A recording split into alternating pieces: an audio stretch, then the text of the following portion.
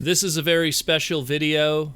In this day in history today, April 5th, 2020, we are celebrating the 20th anniversary of a very special and important Transformer series. We've talked about it many times on the podcast, and it is that of Transformers Car Robots, also known to the Westerners as Transformers Robots in Disguise 1.0 or 2001. This series has a lot of importance to Transformers, not just from a technical standpoint, from a storytelling standpoint, from an engineering standpoint, but also from a fandom standpoint. And I don't even know where to begin because there's just so much going on here. And if you were watching my Twitter, I kind of exploded on car robot stuff all over because I love that series. It has a very special place in my heart because I really came back hardcore into the fandom in 1997 with Beast Wars. Well, late 96, early 97 with Beast Wars. And it wasn't until Car Robots not only did I really was knee deep in the fandom at that time, but that's when the fandom really got together and had a proper foothold as a larger community. During the late 90s, I was part of Beast Wars, MIRC groups and stuff like that. And it was, maybe 20 guys. And same thing, I would be on Alt Toys, Transformers, and Benson E's boards, but it was still very small in comparison. But by the time Car Robots came around, it found its place and it gave birth to a community that is so strong today. And I'll get into the specifics of that. Now, I'll get into that later because it's all interweaved and connected in this crazy thing. And I hope to get this segment out in time. If not, you're going to get it the day after. So if you're hearing it on April 26th, I'm sorry. It's just there was so much stuff going on today, and I wanted to record this and upload it as soon as possible. So essentially, we rewind back to March 16th to about March 19th, which was the Tokyo Toy Fair or Tokyo Toy Show year 2000. And it was their big showing. Takara was going to show off their latest product, their latest change to the Transformers brand. Takara did not import the Beast Machines product, the show and or the toys. They would years and years later, but at that time they did not. This was something that was just available only in America, and they were going in a different direction.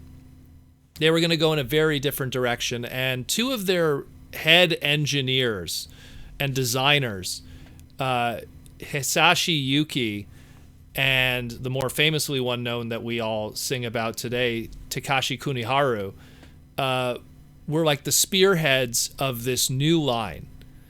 And the odd thing about it was Hisashi Yuki, he did the line before, he did Big Convoy for Beast Wars Neo, and Takashi Kuniharu, he did Magmatron, the main villain or the main Decepticon, or excuse me, Destron of Beast Wars Neo, or Predacon if you want to go with the American term. So these were the two guys that each did the main baddie and the main good guy, and they were going to go headfirst into this new line that they were going to design. And they wanted to throw back to Takara's old origin of the Diaclone Car Robot line. And that was the name. It was the Car Robot Diaclone line from the 70s and the early 80s. And it was a return to vehicles. And it was a big return to vehicles, using real-life vehicles, using very realistic-looking vehicles, something that Transformers had kind of departed many years ago, pretty much with it 1986 moving onward. After 1986, if it kind of looked like a Honda, it was more loosely based on one. But this was a return to that. And you're talking easily 4 years before alternators would be a thing, 7 years before the Transformer movies would be a thing, like the Michael Bay movies. So this was a big deal to not only return to vehicles, but to return to vehicles in a realistic manner. And so Hisashi Yuki designed Fire Convoy, also known as Robots in Disguise Optimus Prime. Takashi Kuniharu would go on to design Gigatron, also known as Megatron in Robots in Disguise. And those two infused the craziness that would be the rest of the brand. And at that Tokyo Toy Show, everything of that first wave of the line was out on display. And if you actually look on my Twitter, I posted the Tokyo Toy Show event and a quick little clip of it. You could actually see at the end of it, you could see Takashi Kuniharu there just peeking out at the end, just looking at the crowd. And one of the hype guys that they had at their booth going like, and remember, April 5th, 2000 on Tokyo TV. Don't forget, Car Robots debuts. And Car Robots made its grand debut. The toy line hit stores that same day. Japan is amazing with that, by the way, when it comes to timing and shipping dates. But that's what happens when you have a smaller country and easier distribution. So the show debuted and the toy line debuted. And it just rocked the world. And when the news hit us on the other side of the ocean with the early images and photography from that Tokyo Toy Show, our minds were blown.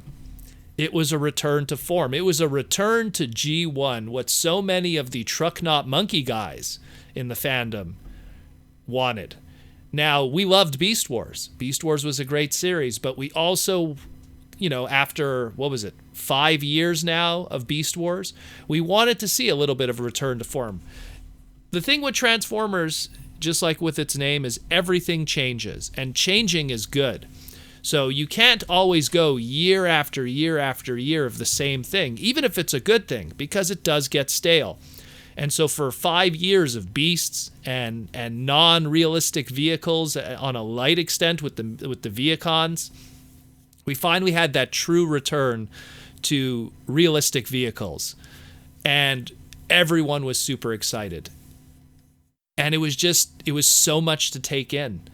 You're looking at Mach Alert, and you're getting these Red Alert vibes. You're looking at Speedbreaker, and you're thinking, oh my God, is that Trax? You're looking at Wild Rider, and going like, who is that? Is that Brawn? You just didn't know what this was, and our concept and understanding of the Japanese language was limited. These images that were coming out of Tokyo Toy Show were scant at best and low quality. Again, we're talking 2000. And all of this was just so limited. But then when the show came out and the product came out, all of a sudden the online stores that exist, and this is before Big Bad Toy Store. I remember a online toy store called Action Ace. Maybe the old men of the fandom might remember this one. Action Ace got all the toys up for sale. And a certain website, which would use this as the backbone to their future success, TFW 2005, in its early infancy in 2000, managed to get some low-quality video transfers of the untranslated Japanese episodes, and literally the entire run as the months would pass, and those episodes, by the way, having those car robot episodes on TFW 2005 was the backbone to the success of TFW 2005 as a website to grow to the monolith that it is today. And I mean, Tony Bacala and Kickback and the crew, they relied heavily originally on media. Tony Bacala liked to remix music, rap music, and that hip-hop culture. So he did a lot of remixing. I guess we'll call it the anime music videos of its time, of Transformers stuff. We had these car robot episodes that were being put on there, which were the new hotness at the time. And you had, I think also at the time, they had the whole run of the first season of G1 also available for download, which, keep in mind, before the DVDs had come out and the VHSs were long out of print at that point, was a very good source also to watch the first 13 episodes of Generation 1 in its original form. So this was a big deal. And so TFW also was able to rely on the hype of car robots. And when we finally got to see those episodes, we were introduced to a plethora of incredible characters that were very different than what we were used to. Car Robots kind of was written as a continuation of the Brave/Japanese Takara writing style of robot series.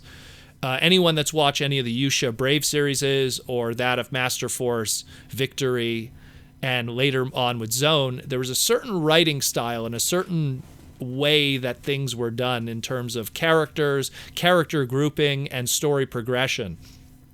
And it kind of possessed that same similarity that was absent for many years because of, number one, importing Beast Wars. And even when they were making their own material with Beast Wars 2nd and Beast Wars Neo, still maintaining that different kind of storytelling. So it was more of a return to that kind of form of writing with the Yusha series, the Brave series, and that of the Takara stuff. So we were introduced to Fire Convoy, also known as Optimus Prime. I apologize. I'm going to use a lot of the Japanese names here. I'll try to jump in and include the American names to not confuse people. We were introduced to Fire Convoy, and his toy for the longest time was touted as, and without a doubt, the best Transformers Optimus Prime toy ever made. He was just incredible looking, and people just went nuts for it when it came out. It was just the hottest thing you could have ever owned up to that point in 2000 of Transformers that have ever been made. And he would combine with his trailer to make Super Fire Convoy, or Super Optimus Prime, which again played back to all the stuff that Yusha was doing before with Brave, and of course even with that of Master Force and Transformers Victory, using that trailer to create a super mode. He would have God Magnus. God Magnus, also known as Ultra Magnus in America, same thing, using like what Victory did, what Master Force did, and what all the Yusha stuff did. Halfway through the season, there's got to be some kind of upgrade character, some kind of combiner character. Armada, Energon, Cybertron would continue this kind of writing style, also known as Micron, Superlink, and Galaxy Force, where some character comes halfway through the season to combine with the character. So we had that in God Magnus, but was interesting because they called him God Magnus. It wasn't really Ultra Magnus. It was in design. It looked very similar, but because he was a little different, you could write him differently. It was an angry Ultra Magnus, or in this case, a God Magnus, which is really a different character. Of course, we had our main Autobot team, and we had that of Mach Alert, also known as Prowl. We had Speedbreaker, also known as Sideburn, and we have Wild Ride, also known as X-Brawn. And that also continued the same concept that was done before with the previous series, where you had the trio of brothers, whether it be the Brainmasters in Victory, whether it be the Headmaster Juniors in Master Force, or continuing onward even with the Brave stuff, having their own little groups of guys, always to be like the support team to the main leader. And again, it's a certain kind of writing style that just Japan does with those like middle school kind of robot series that are still aimed at an adult audience in a small degree. And it has the human character, which was Yuki, also known as, I believe they called him Koji in the American version. And Yuki was just that kid character that'll always be there cheering him on the side. And that, again, that goes to so many other series afterwards that kind of have that same kind of concept. Sorry, my phone is ringing like crazy. Everyone's super busy this week, but they still have time to bug me. And then we go onward. I mean, there was just so many other cool characters. They introduced the JRX team, which was pretty much a very Japanese creation, if anything. Just completely bullet trains, something that is not very well known in Western culture, but very important and or popular in Japanese culture. So we were introduced to the JRX bullet train team of J4, J7, and J5. And it's funny because while Japan still clamors for bullet train Transformers, and while America kind of doesn't really want to have those because they don't have a connection with that, Takara would go on to do their own bullet train exclusive robot series that was kind of a sister series to Transformers, in that of Shike Leon. So if you want to like get your bullet train fix, you could just kind of look over there. And Shike Leon is very very, again, Brave style kind of writing style. So if you're looking for that kind of stuff,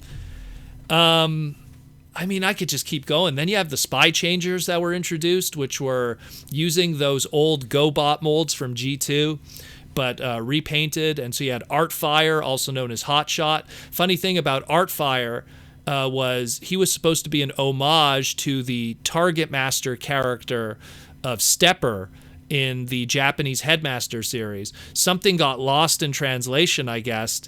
Not translation, in communication on the Japanese side.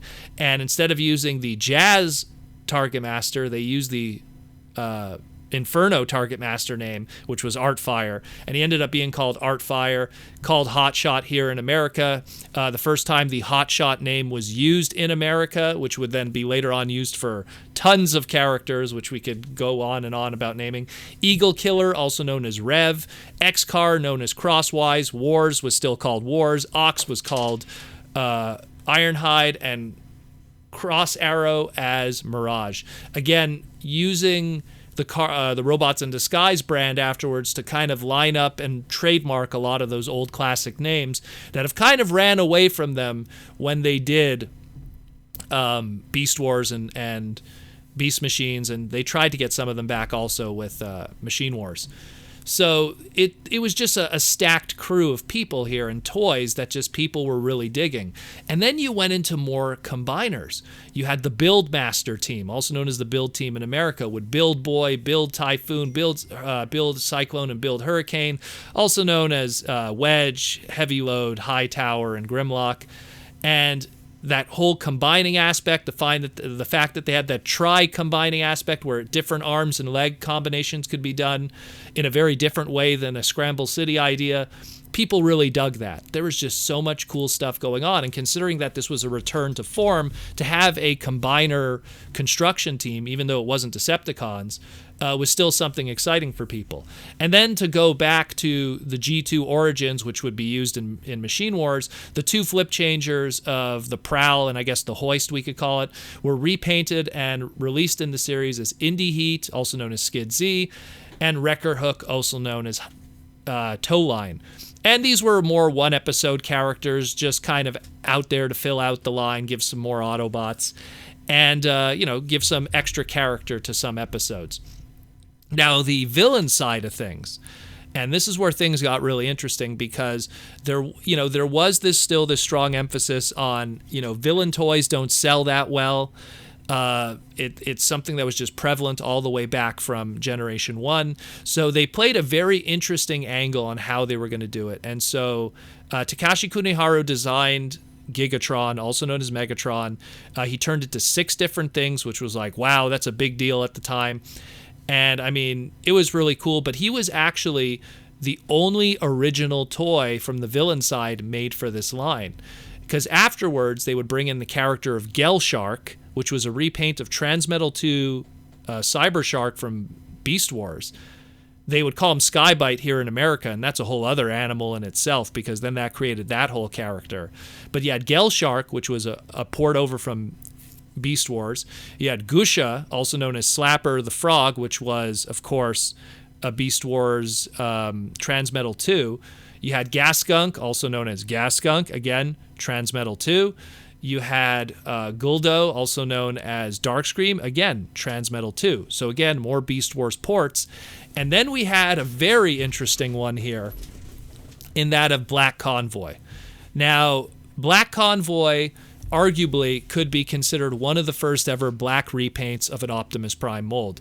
The reason why it's arguable, because it's kind of hard to tell if the toy debuted first or if the year 2000 black repaint of the original Convoy G1 Optimus Prime toy came out first. I think that one came out first by like 2 months, and then Black Convoy came out. But mind you, it was on a more limited manner. So Black Convoy, also known as Scourge in America, probably is the more well-known first black repaint of a Optimus Prime mold. And he would kind of be the prototype and later on the example for almost how every black repaint would come forward, whether it be, red on the chest, the teal accents in different areas, and of course the black color scheme.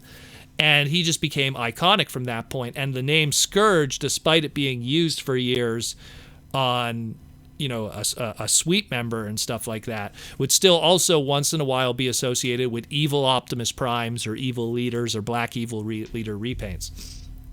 But at the end of the day, he was a G2 repaint. So again, not an original mold, but definitely infused a lot into that mold. And lastly, we got Valdigus, although sometimes mispronounced Baldigus because of how Japanese are with their B's and V's. And he, of course, was a repaint / retool re-release of Bruticus. And he would be called the awesome name here in America, Ruination, which we would never see again, which is such a shame. But yeah, it was a crazy series, and it was done in that Brave style, and people just loved it. They just loved it. The engineering was great. Again, Takashi Kuniharu, who did Gigatron. People have to understand, this was the guy who did Magmatron before that with Beast Wars Neo, but his history goes far back, He was the guy who created G1 Hot Rod. He was the guy who did Chrome Dome. He was the guy who created Star Saber and Victory Leo. He's the guy today that has his hand in the HasLab Unicron, and he's that dude that's in the suit in the transformation video that HasLab was sharing around. So he has that huge history. And even Hisashi Yuki, who did Fire Convoy, he did Big Convoy the year before, and we could credit him even today. He was the guy who did that crazy retooling of the big powered Diatlas Legends 3 box set there. So these are guys that still today in Takara are giving us new Transformer product.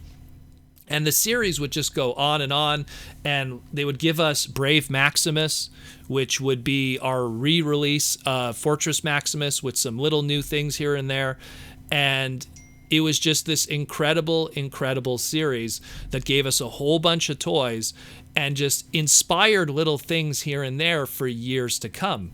And it really, more than anything, it also bought Hasbro some time, because after this show came out and it was a huge success in Japan and so many collectors were importing it, it then led to Hasbro going, you know what, let's import it also, and it'll buy us some time until we could develop our next series, which would be Armada.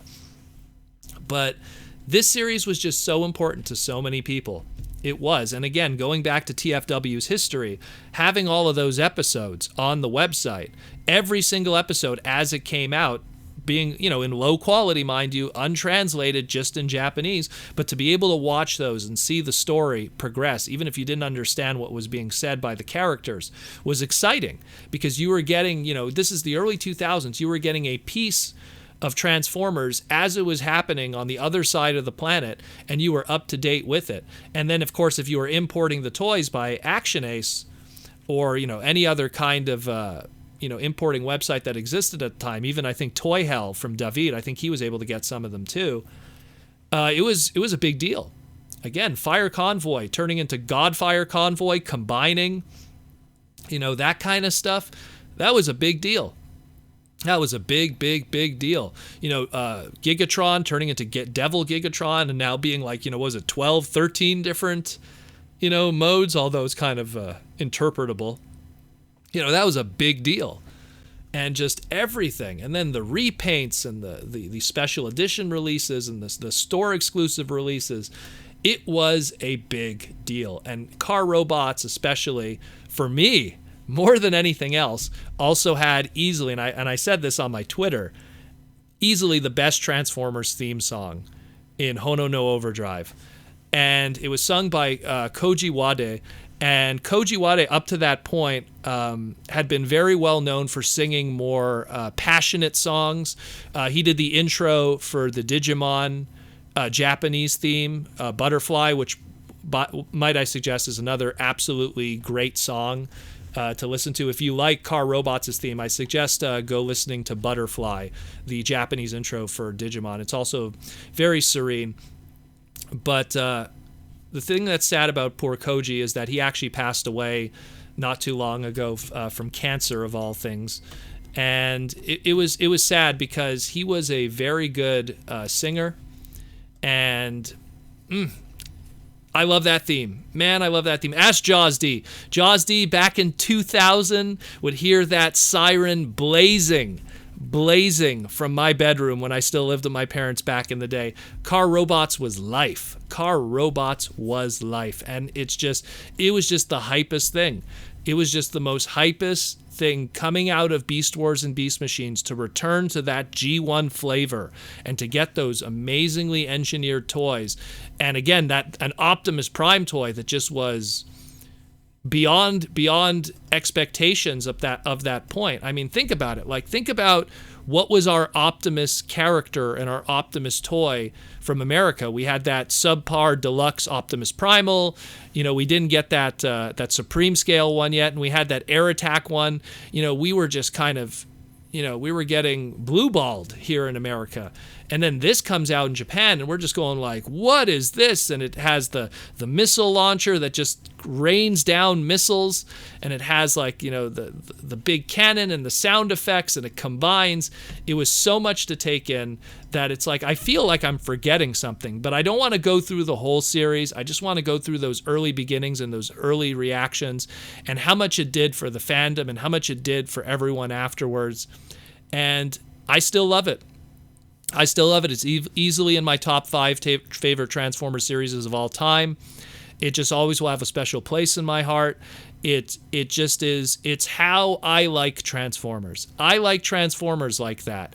I like Transformers sometimes to be very serious with Beast Wars and stuff like that. But the flip side of it is, if you're not going to be serious like Beast Wars and have a really small cast, deep character story, then I like that brave Yusha route. If you're not going to be serious, at least be straight up and try to sell toys and have a good, fun, clean time. I don't like the in-between of that. It's, I rather have one extreme or the other. And Galaxy Force gave me kind of that too, and same thing with Master Force. I look at the ones that I like also, like Animated and Beast Wars gave me the serious side. Galaxy Force, Master Force, and Car Robots, that gave me the other side of that. It gave me that Yusha brave, Japanese writing style that I love so dear. And I don't know. Let me know your experiences with this. I know that when I posted my Twitter stuff, I had on my Instagram, I had guys like Aaron Archer from Hasbro commenting, going like, man, I was 27 years old. It feels like yesterday. It really does. It's crazy when you think about it, that it was 20 years ago. And I mean, if Josdy was here, I know he'd tell his story where he went to New York. He took a trip to New York City, and he came back with RID Optimus Prime and Ultra Magnus, and brought it to my house, and just, we marveled at it, at the engineering, at the shape, at the size. And then we're looking back at at the best we would have is maybe G2 Optimus Prime Laser Rod was probably the best Optimus up to that point. Maybe Optimal Optimus. And it was just like, man, look at this guy. Look at this guy. And then you put Star Saber next to him and you go, oh, I see now. It starts to make a lot of sense. Why this guy was so cool. But yeah, that's Car Robots celebrating 20 years. And here's to another 20. I hope that in 5 years from now, we could celebrate its 25th anniversary. And if you're interested in getting any of those toys, they're out there. They're not too cheap, but they're out there. And they are very good toys that hold up still to this day. And if you mess with them, especially in the year 2000, you'll see where a lot of the stuff that we love today about Transformers from an engineering level, where it really first spawned. And it spawned there with Car Robots. So let me know what you guys think. And I'm going to end this with a FUUUYYYAAAA!